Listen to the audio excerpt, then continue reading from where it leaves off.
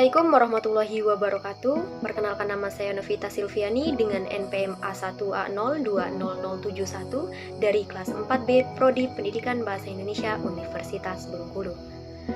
Video ini dibuat untuk memenuhi tugas dari UAS mata kuliah Metodologi Pembelajaran Bahasa Indonesia dengan dosen pengampu Ibu Dr. Catur Wulandari MPD. Dalam video ini saya akan menjelaskan mengenai model pembelajaran, yaitu model pembelajaran cinta. Model pembelajaran cinta ini merupakan model pembelajaran yang digabungkan antara model induktif dengan kata bergambar dengan model sinektik. Model sinektik ini dirancang berdasarkan 4 gagasan yang sekaligus menyanyi pandangan-pandangan konvensional tentang kreativitas. Pertama, kreativitas penting dalam aktivitas sehari-hari. Kedua, proses kreatif ini tidak selamanya misterius. Ia dapat dideskripsikan dan ia juga bisa melatih siswa secara langsung, meningkatkan kreativitas mereka. Ketiga, penipuan atau inovasi yang dianggap kreatif sama rata di semua bidang seni, sains, teknik, dan ditandai oleh proses intelektual yang sama. Dan yang keempat, bahwa penemuan pola pikir kreatif ini individu maupun kelompok tidak berbeda. Struktur pengajaran sinektik yaitu pertama, mendeskripsikan situasi saat ini. Kedua, analogi langsung. Ketiga, analogi personal. Keempat, konflik padat. Yang kelima, analogi langsung. Dan yang terakhir, memeriksa kembali tugas awal. Dalam model pembelajaran cinta ini memerlukan kartu kuartet atau adalah sejenis permainan yang terdiri atas beberapa jumlah kartu bergambar yang dari kartu tersebut tertera keterangan berupa tulisan yang menerangkan gambar tersebut. Jumlah kartu kuartet yang dalam satu tema adalah 4 buah kartu, sedangkan jumlah keseluruhannya bergantung pada jumlah tema yang terdapat pada satu paket kartu. Penggunaan kartu kuartet ini sebagai media pembelajaran yang bukan merupakan sesuatu yang baru, sebab beberapa akademi sudah melakukan penelitian mengenai pemanfaatan kartu kuartet tersebut. Perpaduan antara kedua model ini dilakukan untuk menghasilkan model yang lebih mengoptimalkan daya kreativitas penulis. Akan tetapi, aktivitas menulis tersebut dapat sekedar menulis, tidak hanya untuk sekedar menulis kritis, tetapi kreativitas menulis yang membutuhkan berpikir kritis, kreatif, dan imajinatif. Model ini sangat tepat jika digunakan sebagai alternatif lain bagi siswa yang masih mengalami kesulitan dalam menemukan ide-ide pokok, mengembangkan menjadi paragraf, dan memberikan reward akhir. Selain perpaduan model pembelajaran di atas, model pembelajaran ini juga menggunakan pendekatan contextual teaching dan learning yang memiliki 7 komponen inti, yaitu konstruktivis, tanya jawab, masyarakat belajar, inquiry, penilaian autentik, dan refleksi. Dalam pengajaran model cinta ini memiliki struktur pengajaran yang tahap pertama yaitu cermati. Di sini guru menyampaikan tujuan pembelajaran, kemudian mencermati gambar, pertanyaan dengan menganalogikan, mendata kata-kata yang berkaitan dengan gambar, dan merangkai menjadi kalimat-kalimat atau paragraf. Di sini metode dalam tahap 1 ini, metode atau teknik yang digunakan yaitu konstruktivis, tanya jawab, pemodelan, dan juga inquiry.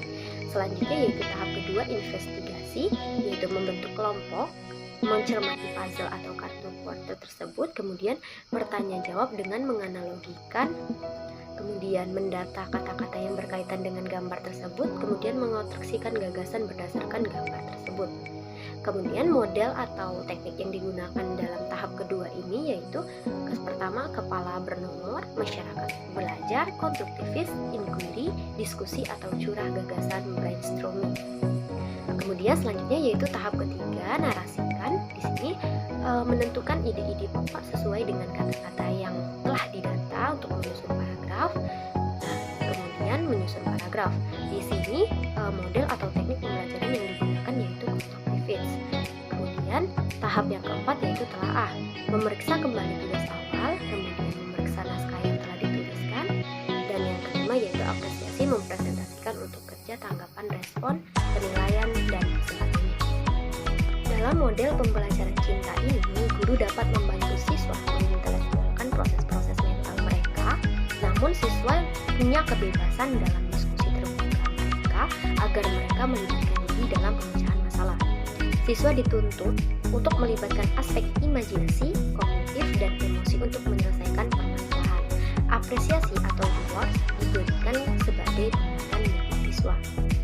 Kemudian di sini dalam model pembelajaran cinta ini terdapat sistem pendukung, yaitu salah satu pendukung yang digunakan dalam pembelajaran cinta ini adalah silinder interaktif, gambar utama, gambar puzzle, dan kartu kuartit bertema lingkungan hidup yang dekat dengan kehidupan siswa sehari-hari. Dapat dilihat dalam gambar tersebut.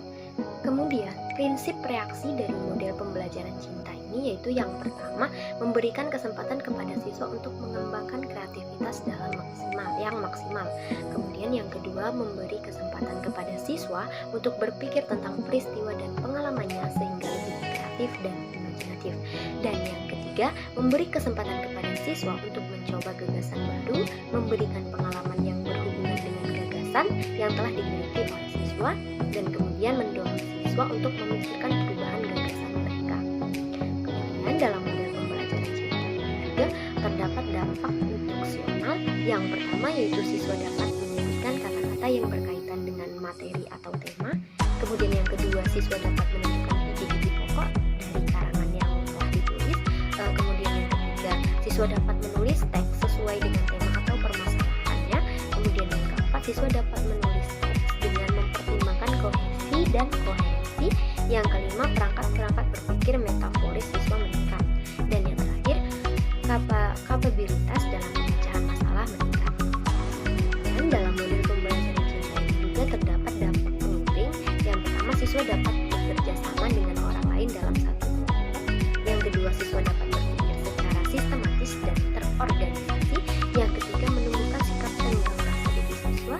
Yang keempat, siswa mampu berpikir kritis. Dan yang terakhir, siswa mampu mencari solusi atau gagasan dalam rangka pemecahan masalah. Baiklah, itu saja yang dapat saya sampaikan mengenai model pembelajaran cinta.